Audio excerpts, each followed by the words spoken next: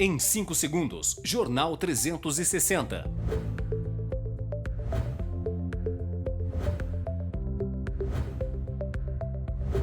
Oferecimento Café Beduíno. Descubra o sabor marcante do café beduíno.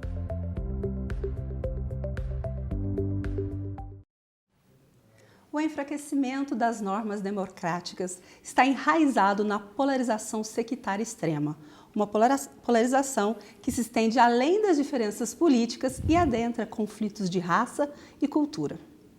Tentar pensar o cenário para além das dicotomias muitas vezes nos leva a ser rotulados de um lado ou outro, a depender daquele que faz a imputação.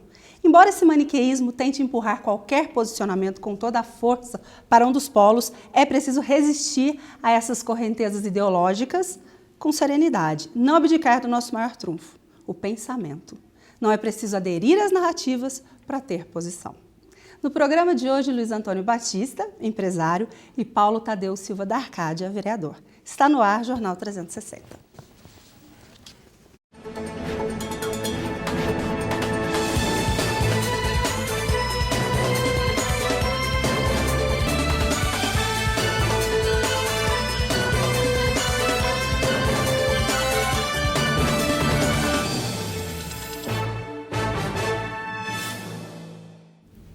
Boa noite, seja bem-vindo à TV Poços e ao Jornal 360. Até às 22 horas você é nosso convidado a participar, a interagir com a gente sobre um tema muito característico que todo mundo tem falado, que é polarização política. Nosso primeiro convidado é empresário e também ex-prefeito do nosso município, Luiz Antônio Batista. Seja bem-vindo, Luiz Antônio. Obrigado, boa noite, Carol. Prazer te receber aqui, viu? Obrigado por ter aceitado o convite. Boa noite a todos que estão nos vendo pela TV Poços. É um prazer estar aqui com você. Vamos debater um tema tão importante. Eu já vou começando dizendo que um dos gatilhos para a polarização foi a recente crise política no Brasil. Com a Operação Lava Jato, dezenas de políticos da base do governo foram presos ou acusados de corrupção.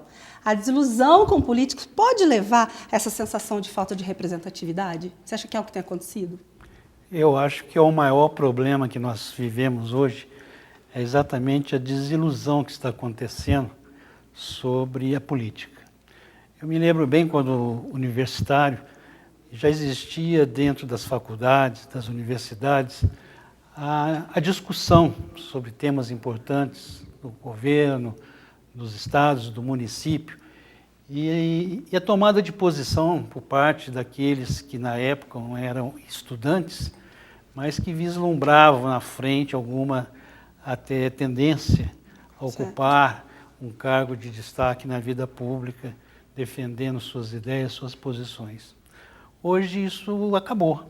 Acabou exatamente pela desilusão, por tudo que vem acontecendo ao longo do tempo, ao longo da vida política brasileira, que acabou levando o Brasil a uma situação tão desconfortável como essa que nós vivemos agora. Então eu acho que o maior problema nosso hoje é exatamente buscarmos uma forma de fazer com que a nossa juventude, principalmente, possa voltar a participar das discussões, dos debates políticos, exatamente para que possamos contar com eles no futuro para administrar esse país. Mas essa juventude, a gente tem até visto essa juventude ir nas ruas, infelizmente essa briga dentro das redes sociais, mas às vezes percebo que é uma briga muito vazia.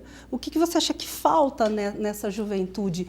O gostar da política e talvez essa política que nós temos visto hoje no país que traz essa sensação que tem acontecido, essa descrença das instituições. O que falta para o jovem, então? Eu acho que são duas coisas diferentes. A participação nos movimentos que a gente tem na rua é muito mais uma adesão às posições que estão sendo tomadas dos fatos que têm acontecido. Mas você acredita que todo mundo que está lá sabe o que está acontecendo ou vai à massa? Eu acho que muito mais um motivo da participação é procurar fazer com que aquela massa participando dos movimentos de rua possam sensibilizar a classe política, os políticos, para que as decisões sejam tomadas acertadas, para que as posições possam ser olhadas muito mais pelo lado do país, né, do que exatamente pelos interesses políticos e partidários.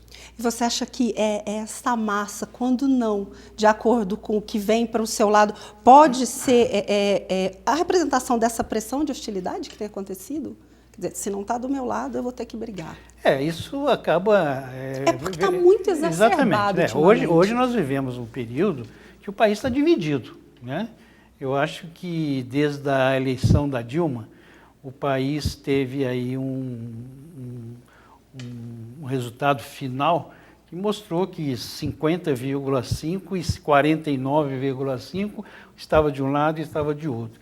Então, ali já mostrou muito claramente qual era a tendência, né, da posição dos brasileiros de um modo geral.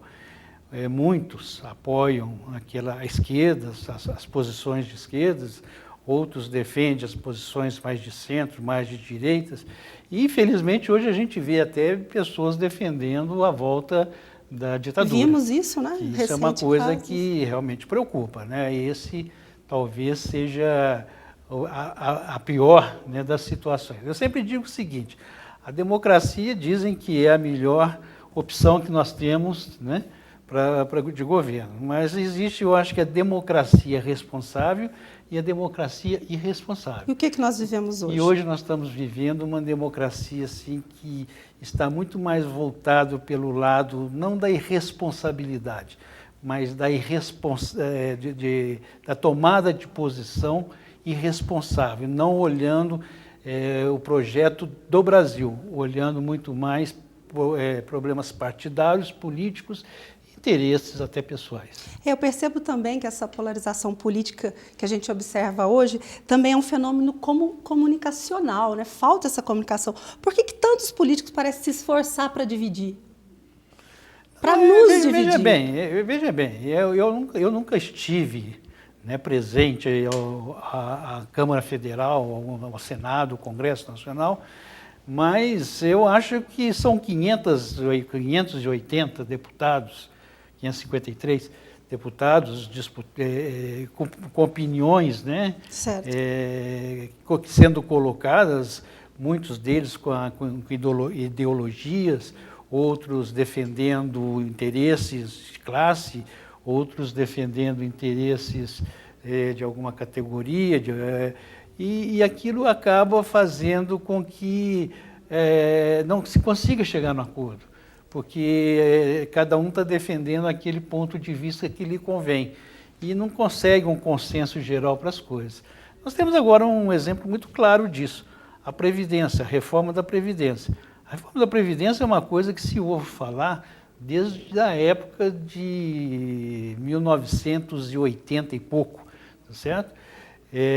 Quando o Fernando Henrique assumiu a presidência da República, já se falava da necessidade de fazer uma reforma da Previdência. Naquela época já se falava na necessidade de uma reforma política, uma reforma partidária. E desde isso já se decorreram mais de 30 anos. E o debate está ao longo desses 30 anos acontecendo.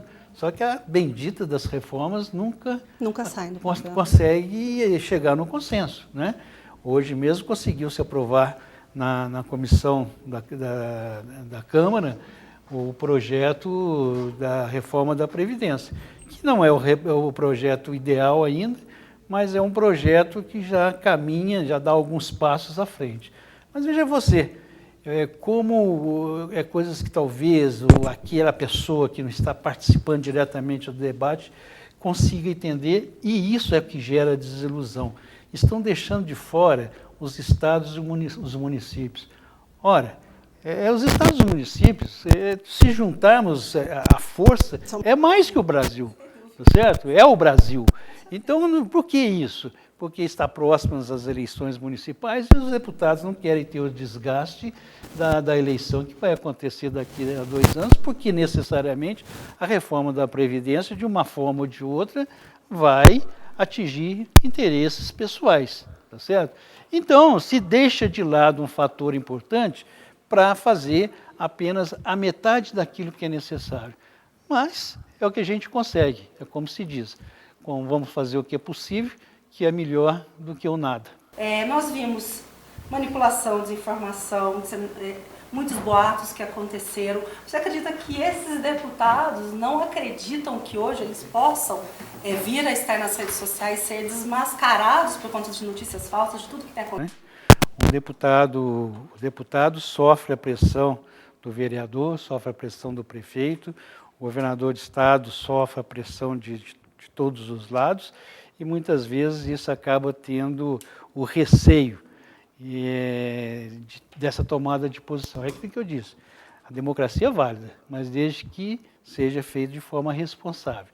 E o maior problema que nós estamos vendo hoje é o seguinte, é a falta de coragem na tomada de posição, ao enfrentamento das ideias. Não que seja obrigado à imposição de qualquer tipo de coisa. Tá certo? Não tem como fazer a reforma da Previdência sem que alguma categoria, alguma classe e algumas pessoas sejam prejudicadas. É impossível, tá certo? Porque se tivesse tudo beleza... Eu concordo que nós estamos pensando em Brasil e não... Exatamente. Eu acho que as pessoas têm que pensar hoje o seguinte, eu também gostaria de ter aposentado aos 50 anos de idade, tá certo? Mas não aposentei, eu trabalhei. Eu tenho hoje 67 anos de idade e estou trabalhando até hoje. Está muito bem. E me aposentei aos 62 anos e com 45 anos de contribuição. Então, isso não é uma coisa tão difícil de fazer, não. Eu fiz até espontaneamente, porque poderia ter tido aposentadoria anterior, mas eu fiz questão de cumprir exatamente, rigorosamente, aquilo que era necessário para que fosse, não só ter a aposentadoria integral, mas que pudesse cumprir aquilo que era necessário naquele momento. Hoje, estender mais 2, 3 anos de trabalho não vai matar ninguém. Hoje a gente vive mais. Talvez há 30 anos atrás, com 67 anos, as pessoas fossem olhadas de uma forma bem diferente do que eu sou olhado hoje, né? Eu ainda tenho um potencial para trabalhar, tanto que eu trabalho, tanto que eu me dedico ainda, né? E hoje as pessoas, elas querem o quê? Aposentar com 40, 50, alguns até com 40 e poucos anos, 50 anos, e depois desfrutar mais algum tempo trabalhando, recebendo a aposentadoria e também o seu salário.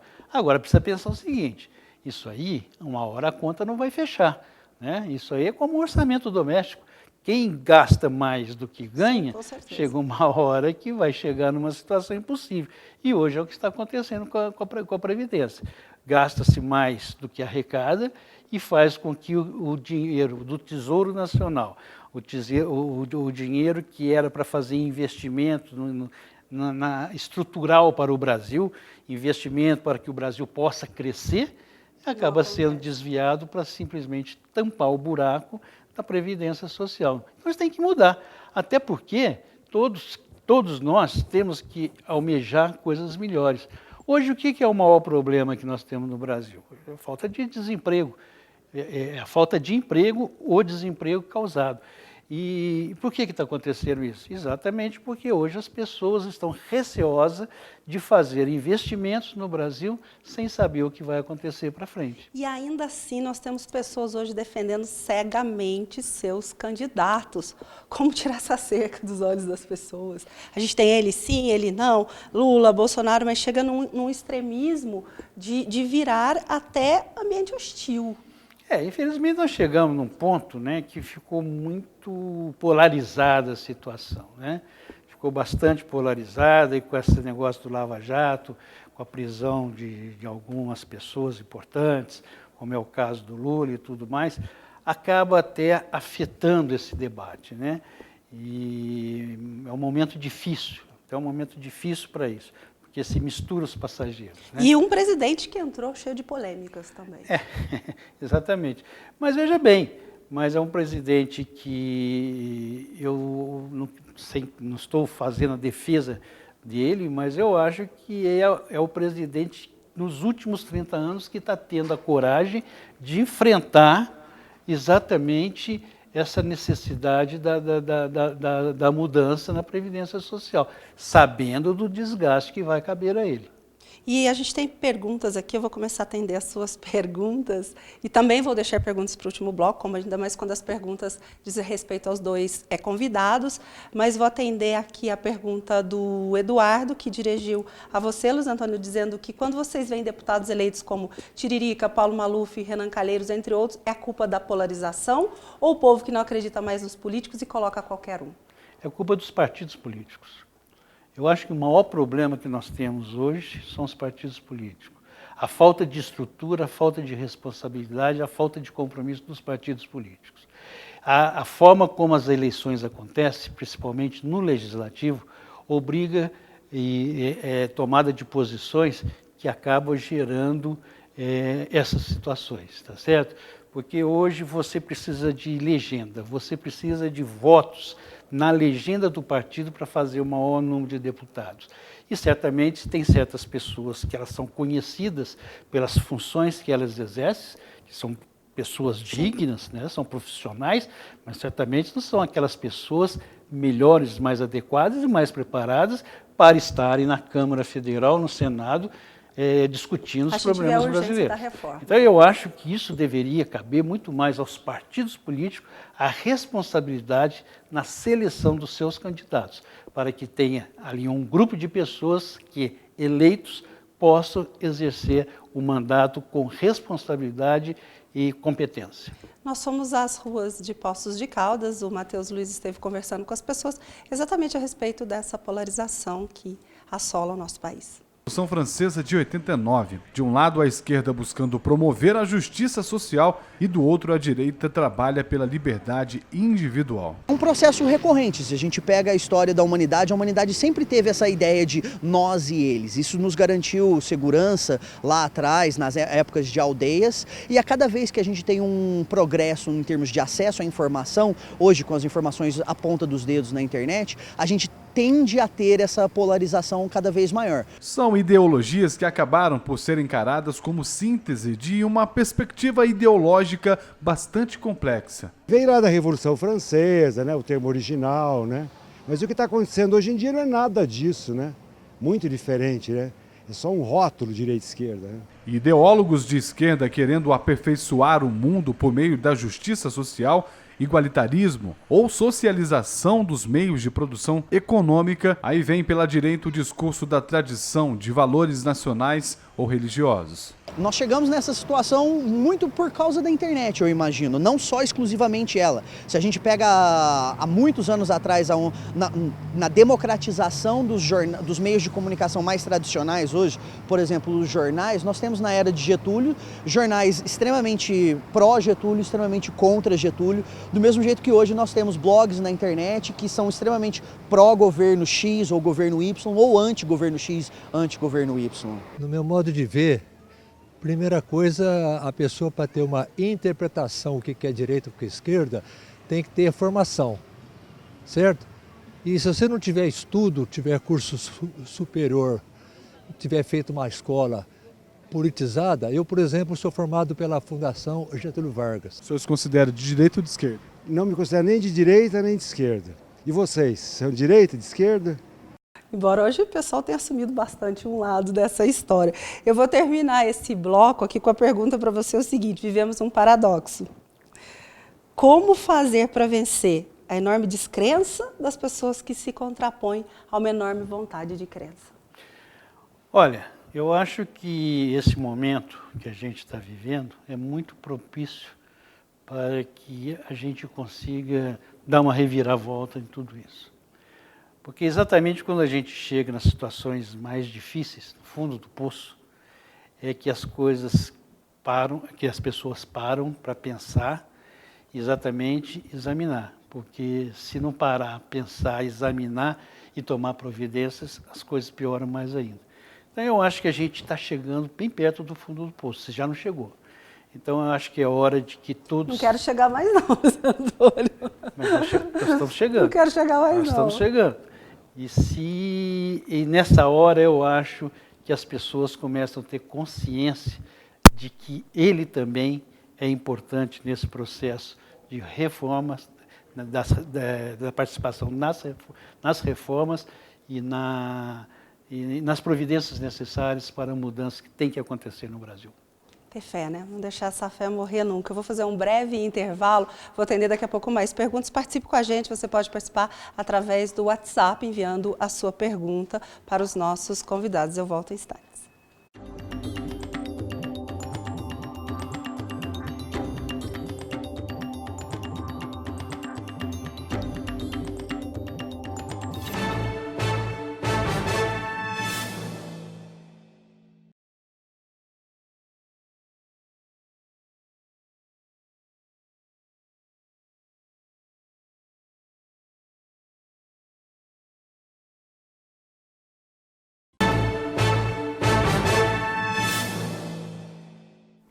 Estamos de volta com o Jornal 360, hoje falando sobre a questão política, sobre a questão dessa dificuldade que a gente vem passando nesse país que está tão dividido. E nosso outro convidado é o vereador, o Paulo Tadeu. Seja muito bem-vindo, Paulo. Prazer enorme te receber, viu? Obrigado pelo convite. Por aceitar esse felicidade convite. estar aqui. Uma honra estar aqui com você. Vamos debater também. Vou começar falando que essa falta de representatividade política, o aumento do desemprego, surgiu em parte de toda a sociedade um sentimento antipetista, no qual o partido que governou o país por quase 15 anos se viu atacado por grupos de oposição que clamam por mudanças. O impeachment também da ex-presidente Dilma Rousseff acirrou ainda mais esse cenário. A minha pergunta é se a gente pode dizer que os partidos são responsáveis por essa ligação do mundo político e da vida das pessoas. Na verdade, os partidos eles são responsáveis pela crise institucional. A polarização, na verdade, a polarização não é política. A polarização ela está implantada na sociedade desde os tempos de colônia, né, quando parcela da sociedade brasileira optava pela submissão à colônia, né, a submissão à matriz portuguesa, com o objetivo de ter os seus privilégios, e parte significativa, ou a grande maioria da população, não tinha direito a nada e nem a possibilidade de ter, né, uma perspectiva de vida. Então criou-se ali já uma cultura de uma sociedade polarizada entre os que têm e os que não têm.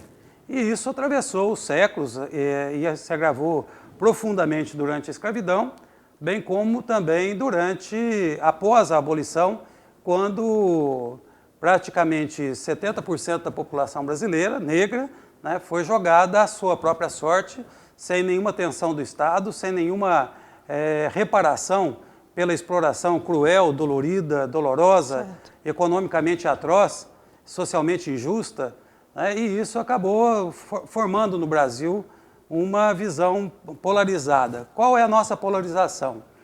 Uma parcela da sociedade que herdou essa cultura do privilégio, a cultura do ter, a cultura do mando, que quando está no poder não tem polarização, porque as parcelas sociais que cuidam dos outros instrumentos de Estado, como os meios de comunicação, os meios de segurança, as políticas educacionais, elas não polarizam com esses setores que, de certo modo, são hegemônicos no pensamento e na ideologia dominante, ou seja, nós precisamos ter uma sociedade da meritocracia.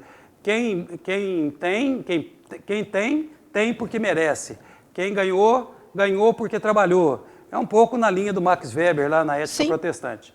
Então, e ao longo do tempo, nós vamos ter o quê? Nós vamos ter períodos de polarização quando nós temos governos de cunho popular. Então, nós vamos ter um período de polarização fortíssimo durante o finalzinho do primeiro governo do Getúlio, quando ele lançou as bases do Estado Nacional Brasileiro, isso incomodou profundamente as grandes potências. Nós temos aí, então, um período de polarização.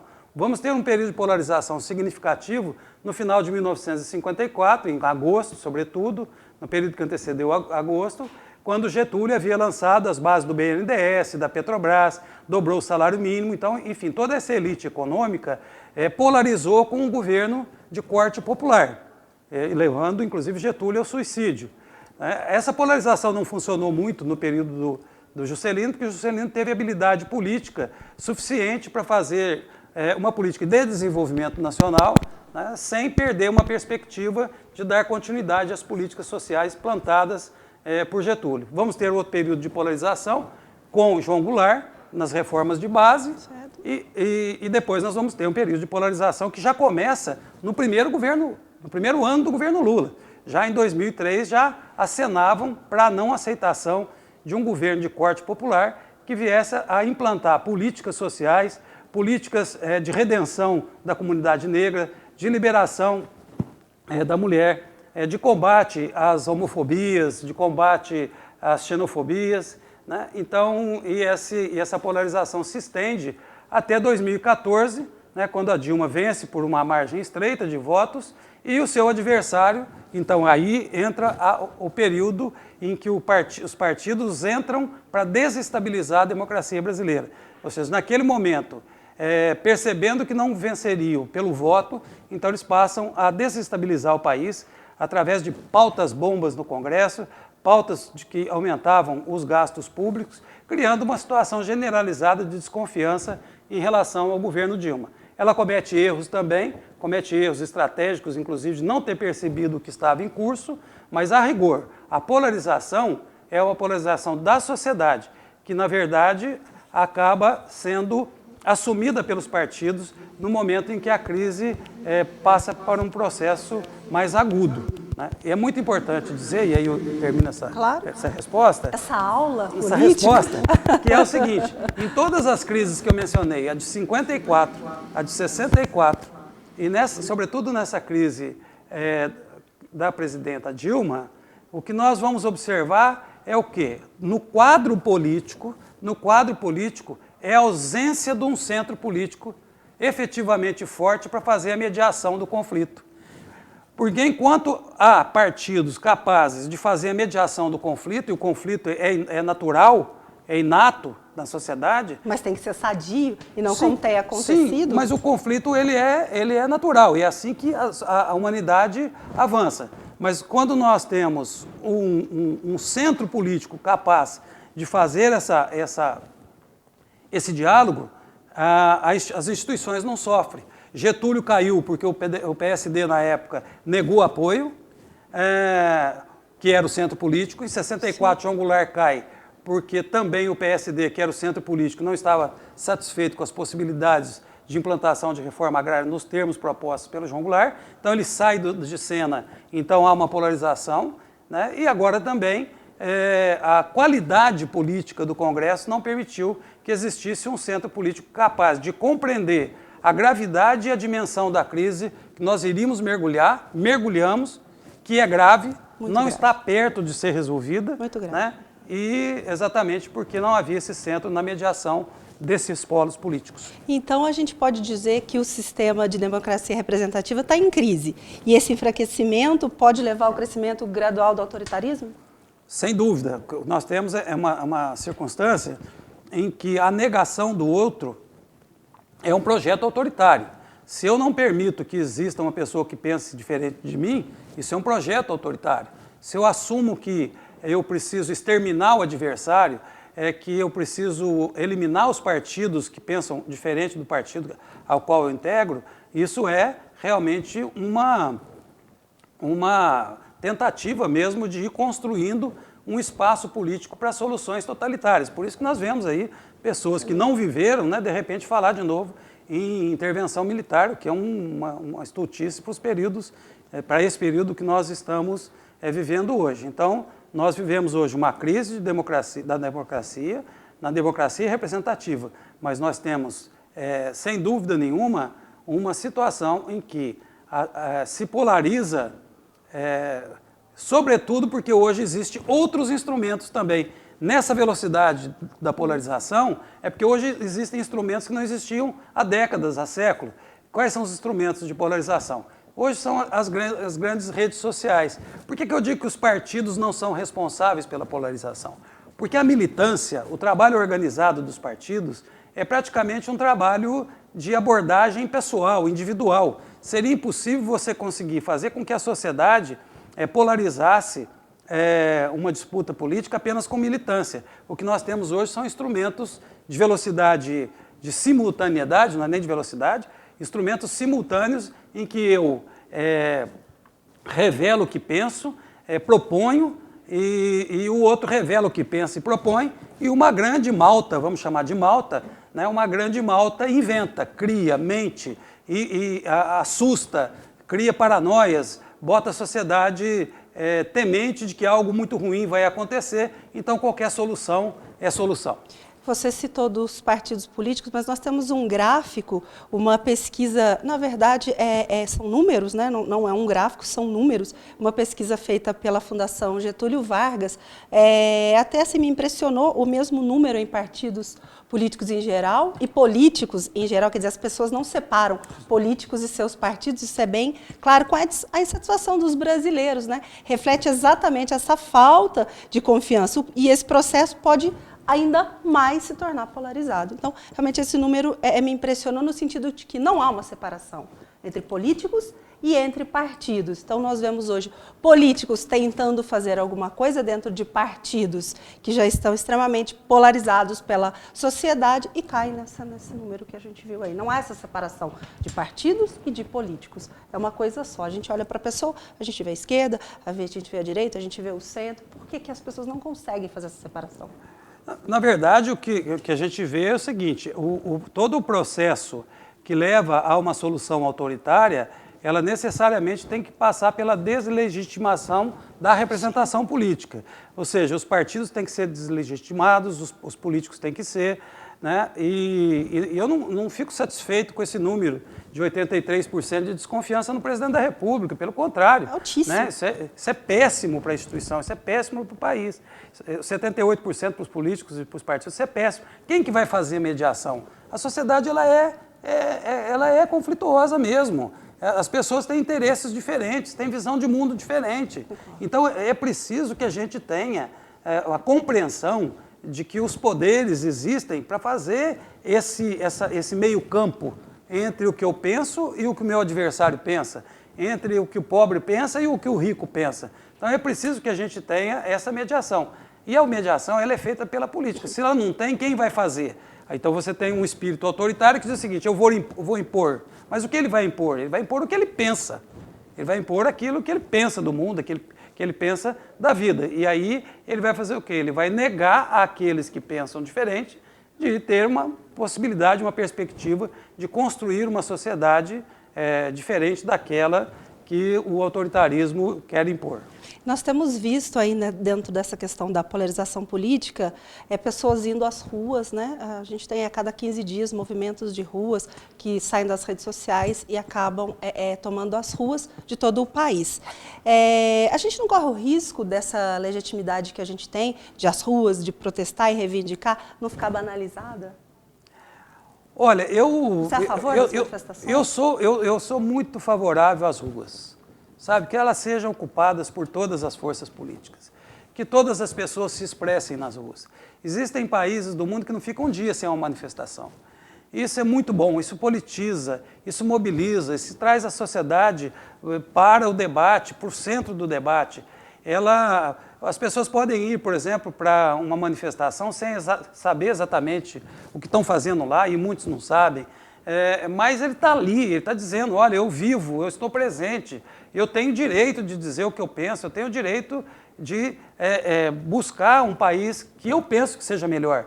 Isso para todas as forças políticas. O que é ruim não é a rua, não é a manifestação de rua. O que é ruim é alguém aproveitar da democracia, que é essa que permite que as pessoas vão para a rua, né, e utilizar-se desse espaço democrático para dizer que a democracia não serve, para acabar com a democracia. Eu uso um espaço da democracia. Aliás, a democracia é o único sistema que permite que alguém que seja contra ela se manifeste, porque qualquer outro sistema não permite. Exatamente. As pessoas não têm ideia do que é um regime autoritário, não têm ideia do que é um regime como a ditadura civil-militar que nós vivemos, em que você não podia manifestar, não podia ler. Quantos anos você tem de política? Eu tenho 50, eu comecei com 15. 50 anos. Vou atender uma pergunta aqui do Roberto de Barros. Ele diz o seguinte, com o fracasso da doutrina de esquerda na União Soviética, China, Cuba e recentemente na Venezuela, por que insistimos nessas doutrinas? Na verdade, o que está havendo uma confusão aí. O que há, a rigor, é o fracasso ou o fim de um ciclo de um regime político, né? O que nós temos é uma circunstância, uma situação em que a União Soviética teve o seu ciclo, né? A China teve um ciclo de comunismo puro, mantém-se como país capitalista, como país comunista, com uma ação capitalista nas suas relações internacionais, sobretudo, né? Cuba mantém-se como um partido, como um país comunista clássico, né? Agora, o que eles chamam de fracasso, o cubano não chama, né? O chinês não chama. Agora, vamos dizer o seguinte, aí vamos falar da doutrina. Sim. A doutrina socialista, nós temos aqui um, que já falecido, um quase conterrâneo nosso, um conterrâneo porque até o finalzinho da sua vida ele visitava Poços de Caldas, um grande intelectual brasileiro chamado Antônio Cândido, ele dizia o seguinte: o socialismo é triunfante em qualquer momento da história, até mesmo quando perde. Por quê? Porque todas as políticas públicas existentes, o direito ao trabalho de 8 horas, o direito à carteira assinada, o fim da exploração do trabalho infantil, o fim da exploração do trabalho da mulher, né, o fim da escravidão, tudo isso provém de ideias igualitárias, de ideias generosas, fraternas, que a rigor são as ideias socialistas, de pensar um mundo mais justo, mais fraterno, mais igualitário. Que pecado há nisso, a gente propor uma sociedade que possa viver de maneira menos belicosa, menos desigual, né? Então, o socialismo é triunfante por quê? Porque mesmo nos países capitalistas, ele domou a exploração. Os direitos trabalhistas a imposição do socialismo como ameaça, portanto, esses países acabaram construindo processos de concessão aos trabalhadores, de modo que se criou o que nós chamamos de bem-estar social. Sim. Não é por outra razão que os processos autoritários, sobretudo em países como o Brasil, que sempre foi considerado um país periférico, quando o Brasil ousou tentar ser um país central, nós tivemos toda essa desestabilização política aqui no país, que quebrou 85% da construção pesada brasileira, que ameaça a Petrobras, que acabou com as políticas públicas todas e, ao mesmo tempo, avança sobre os direitos trabalhistas, né? Todos os direitos trabalhistas. A reforma trabalhista prometia empregos às dezenas de milhões. O que nós tivemos foi uma redução. Hoje nós temos 28 milhões de pessoas subutilizadas, 13 milhões de desempregados. E agora vende-se também a reforma previdenciária como uma panaceia. A reforma previdenciária, vista no seu processo, no seu contexto histórico, ela é sempre necessária. É preciso dizer que, de tempos em tempos, é preciso rever o sistema previdenciário. Mas o sistema previdenciário constitucional brasileiro é um sistema solidário.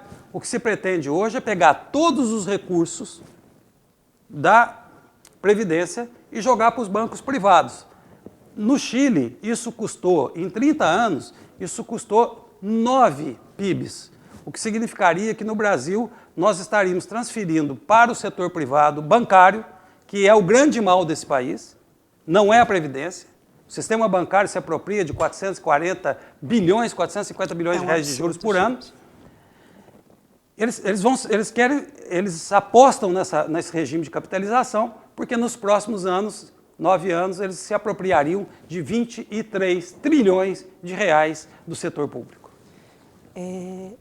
Eu sempre falo, né, que a gente tem que ler, se informar, e a gente traz os convidados aqui exatamente para trazer e facilitar essas informações para que você vá pensando aí nos seus próximos candidatos da eleição. Eu vou fazer mais um intervalo. Estou com muitas participações aqui, vou atender a todos vocês, participações inclusive da nossa cidade, para os nossos convidados. Eu volto em instantes, aproveita e faça a sua pergunta. E vou lembrar também que o Jornal 360 reprisa aos domingos, às 19h30. Então, se você não tem a chance de assistir ao vivo, assista a reprise, avisa as pessoas. Estamos falando de um assunto seríssimo aqui hoje, que é essa polarização. Voltamos já.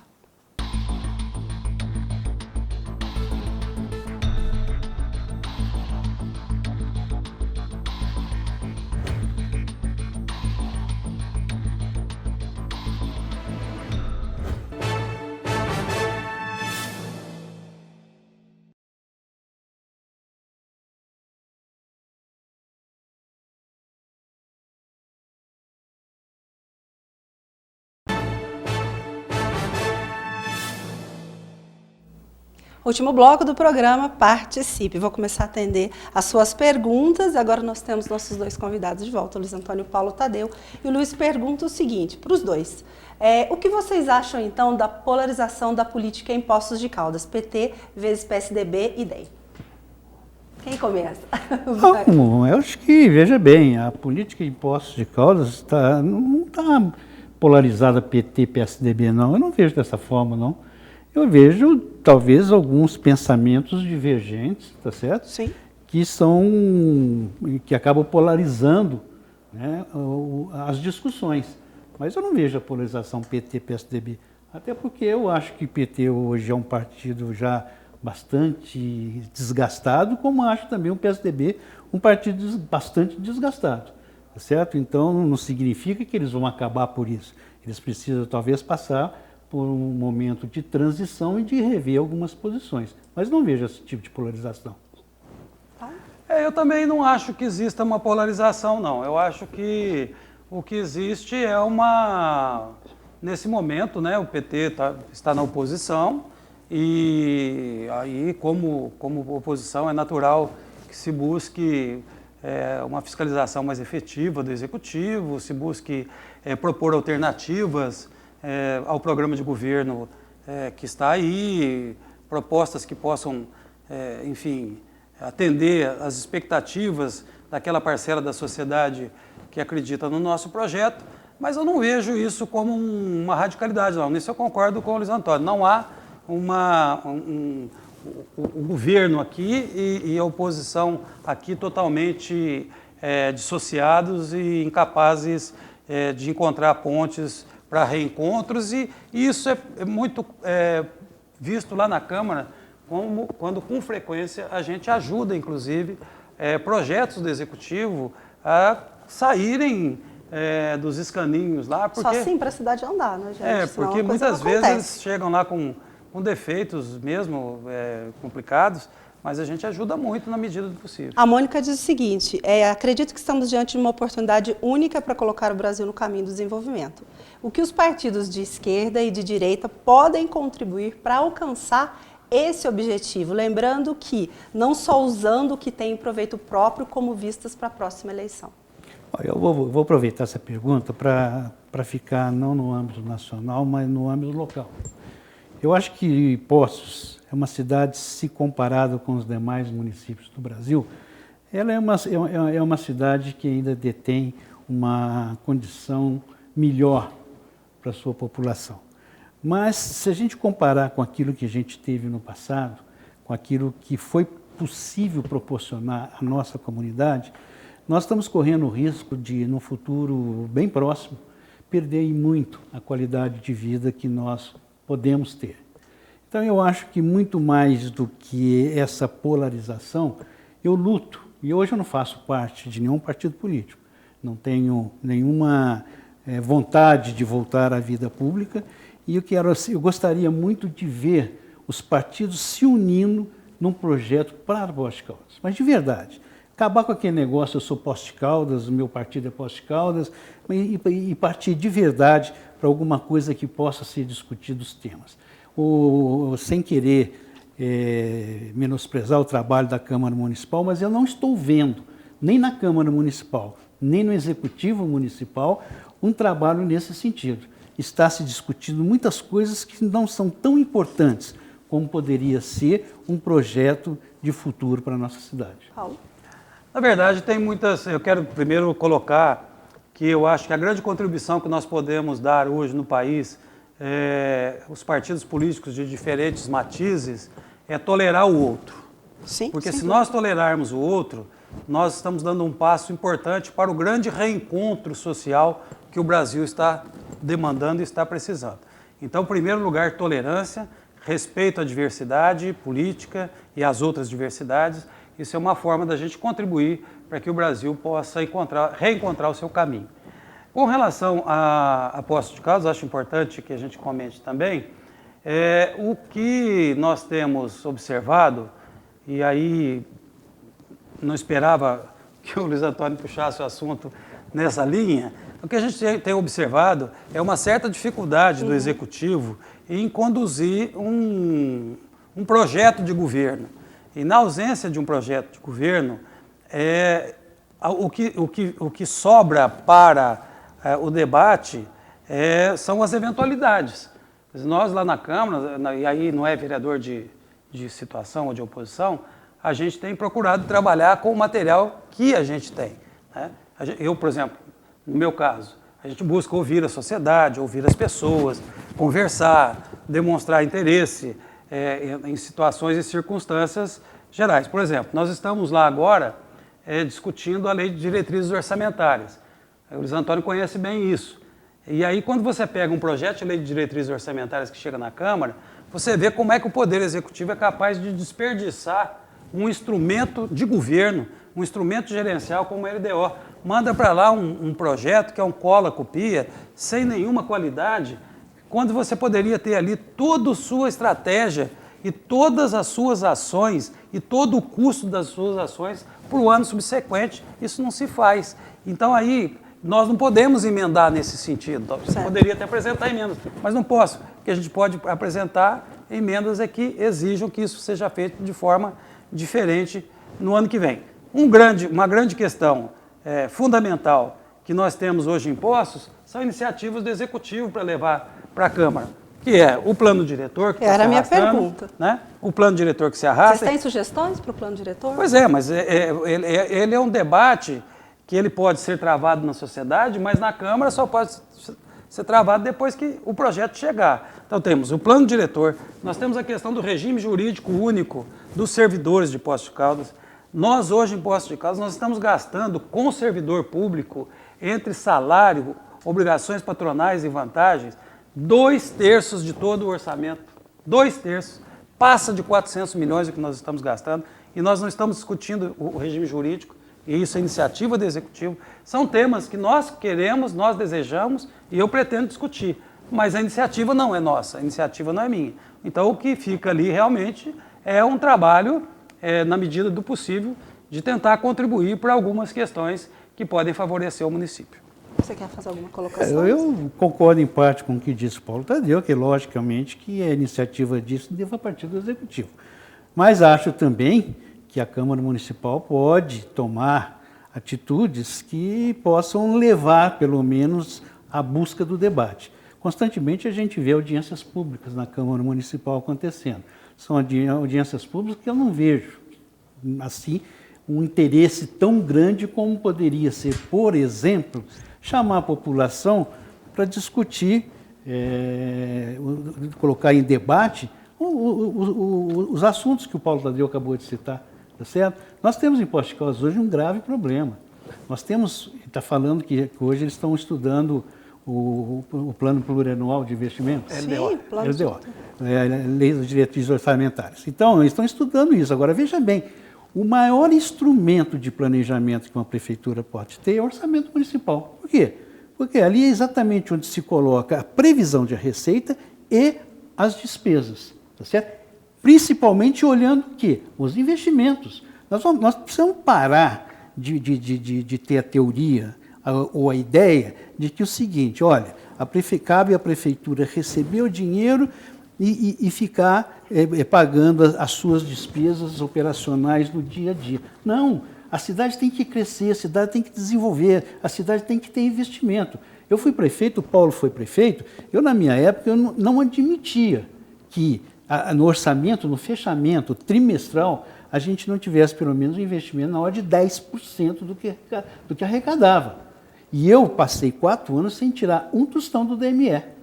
Hoje, o DME, que aquilo foi projetado para, no futuro, ser uma fonte de receita para a prefeitura, porque todos nós sabíamos que a maior receita da prefeitura uma hora ia ficar escassa, que é exatamente o dinheiro oriundo do ICMS da Alcoa, o DME pudesse suprir isso. Hoje o dinheiro, as receitas do DME, que estão sendo repassadas da prefeitura, está cobrindo o rombo da prefeitura. O DME deve ser privatizado para vocês? Não, de jeito nenhum, de jeito nenhum. Não tem que ser privatizado nada. Nós temos um departamento que cuida perfeitamente da nossa cidade e gera recursos para o município. Agora, nós estamos usando mal esses recursos. Poços poderia ter, hoje, talvez 50 milhões de reais ano, oriundos do DME, que deveria necessariamente ser alocados para investimento. Inclusive, eu quero propor aqui para o Paulo Tadeu que ele faça um estudo, debata isso na Câmara Municipal, proibindo que as receitas oriundas dos lucros, dos dividendos do DME sejam utilizados para cobrir rombo administrativo da Prefeitura. Entendeu? Que esses investimentos sejam destinados exclusivamente a investimentos. Eu não digo investimento construir, asfaltar. Não, investimento em escola, em educação, em tudo. Mas agora, e a crise financeira que passa a prefeitura? Mas tem que cobrir. Tem que cobrir. Se você na sua casa tiver uma crise financeira e não fizer alguma coisa para acertar isso, você vai entrar no colapso. Então, a primeira coisa que nós precisamos fazer hoje é acabar com o déficit orçamentário que existe na Prefeitura. Isso é possível? Tem um aspecto, eu concordo com grande parte do que o Luiz Antônio fala, mas tem um aspecto importante que nós precisamos considerar. Eu também, quando fui prefeito, eu também não lancei mão do recurso do DME, porque até o DME era autarquia, nem podia utilizar esses recursos, né? E também nós tivemos uma média de investimento, felizmente, na ordem de 10% ou 12%, que deve ter sido a média do Luiz Antônio também. Ocorre o seguinte, quando foi votada essa Constituição, existia uma expectativa, uma perspectiva que os municípios ficassem com pelo menos 20% a 25% de todo o orçamento brasileiro. Quer dizer, o município deveria ficar com 1/4 do orçamento. E, na verdade, o município ficou com 1/8 do orçamento. Ficou com todos os serviços que seriam pagos com 1/4 e ficou com 1/8 do orçamento, ou seja, metade do dinheiro necessário para a prestação de serviço. Isso criou uma crise crônica de custeio para o município que precisa ser enfrentada. E eu entendo que precisa ser enfrentada, sobretudo, na questão do regime jurídico dos servidores. Não tem nenhum problema, nenhum medo de afirmar isso, não. Com relação à discussão do DME, está correta.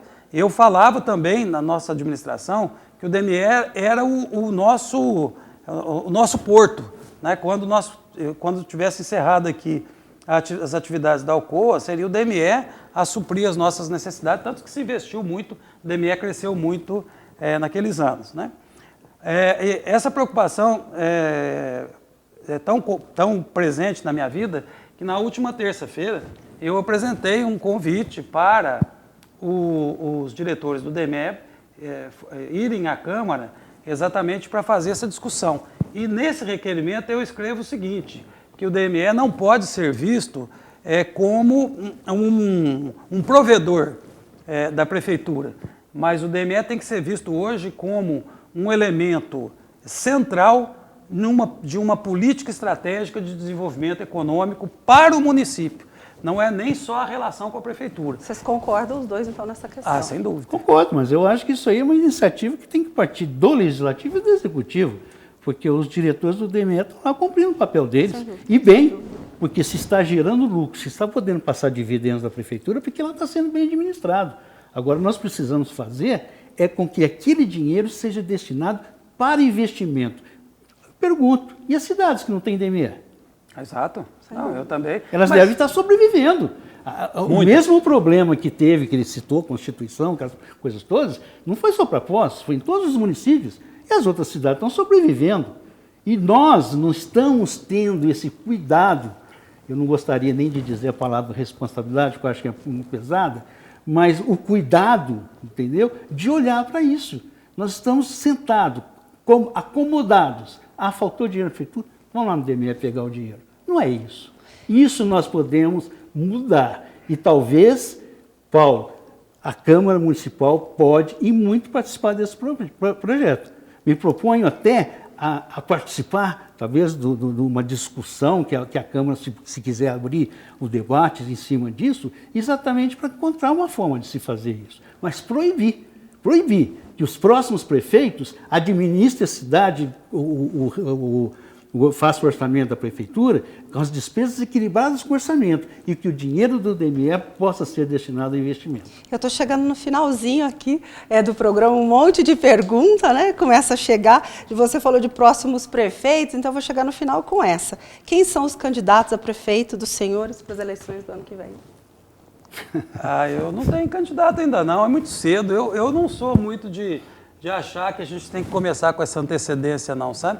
Mas já tem uma conversa. Mas a gente conversa pouco, a gente conversa muito mais como estratégia de fortalecimento partidário, a gente começa pensando no fortalecimento do partido na Câmara e deixa essa coisa mais para o final. Eu costumo falar que discutir essa questão de sucessão municipal com muita antecedência dá azar.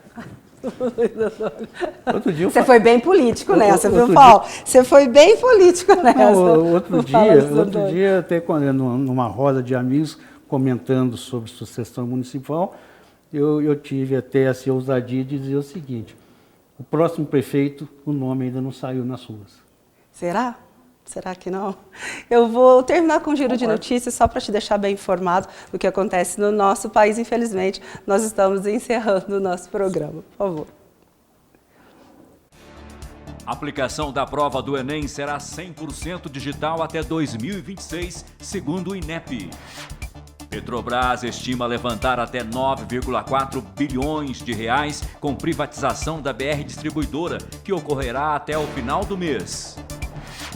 Teleférico de Poços muda horário de funcionamento nas férias. Brasil ocupa o 99º lugar em ranking mundial de proteção à infância. Lançado no dia 1º de julho de 1994, o Plano Real completou 25 anos de sua implementação. Foram abertas novas vagas em creche para moradores da zona leste de Poços. Empresa alemã pretende reativar o monotrilho em Poços. Vou terminar então com essa pergunta. Vocês acham que foi importante a cidade adquirir a concessão do monotrilho? A opinião dos dois? Bom, a prefeitura não adquiriu concessão nenhuma. Ela assumiu o monotrilho. Assumiu esse museu que está aí, tá certo? Porque então, para você, não foi válido? Não, a concessão extinguiu. A partir do momento que a prefeitura assumiu o monotrilho, acabou o projeto da concessão, tá certo? Hoje a prefeitura detém o patrimônio do monotrilho. Para o bem ou para o mal, digamos assim. Veja bem. A gente tem que analisar isso com todo cuidado. Eu não tenho tempo da análise, tem que ser rapidinho. Eu vou falar da forma como eu penso. Por favor. O prefeito é outro, eu acho que ele tem o direito de fazer conforme a cabeça dele. Eu não teria assumido essas obras, entendeu? Eu não teria. Eu não teria porque acho até que poderia a prefeitura participar mais da discussão sobre o que fazer com esse monotrilho, talvez até dando um apoio, não financeiro, mas moral, político, aos detetores da concessão, fazendo até com que isso pudesse chegar a uma coisa viável, tá certo? Então, veja bem, agora apareceu uma empresa alemã que vai fazer o estudo da viabilidade. Tomara que dê certo. Paulo? Eu, na verdade, eu acho que isso foi um grande equívoco. Se fosse uma coisa boa, os concessionários não teriam entregue, evidente. Eles precisavam se livrar desse grande abacaxi, que foi a construção, essa tentativa de construir um monotrilho em Poços. Então, é um equívoco, isso vai custar para a prefeitura, você não tenha dúvida, em algum momento a prefeitura vai ter que gastar com isso. Eu também acho que poderia ter estudado alguma alternativa. Não acredito em monotrilho em cima desse... Não sou engenheiro Luiz Antônio, não sou engenheiro, mas não acredito em monotrilho em cima dessa estrutura. Poderia se pensar até num outro objetivo. Essa estrutura nem existe mais, fazer um pacto aí, envolvendo Câmara, a sociedade e tal, para dar um outro destino para isso. Agora, eu também torço que essa empresa alemã deter aí o dom dos milagres, né? Para dar uma solução para algo que é absolutamente, na minha visão, absolutamente perdido e irrecuperável. Eu preciso encerrar. Senhores, muito obrigado pela presença, pela participação. Espero poder contar com você mais vezes aqui para engrandecer o Jornal 360, sempre deixando você bem informado. Reprisamos domingo às 19h30. Se você quiser rever todos os programas que já foram ao ar, é só você baixar o aplicativo da TV Poços e rever programas. Um excelente final de semana para você. Até semana que vem.